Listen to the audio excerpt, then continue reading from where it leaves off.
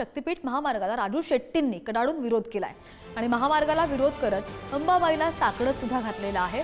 हातामध्ये ओटीचं आणि पूजेचं साहित्य घेऊन शेट्टींकडून साकडं घालण्यात आलं।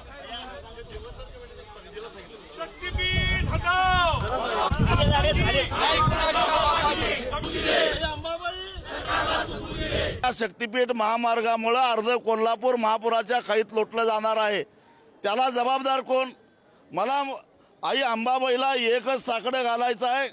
या कोल्हापूरचा इतिहास आहे की एका राक्षसाच्या तावडीतून या कोल्हापूरची सुटका अंबाबाईने केलेली होती। कोल्हापूर सुरक्षित ठेवलेलं होतं।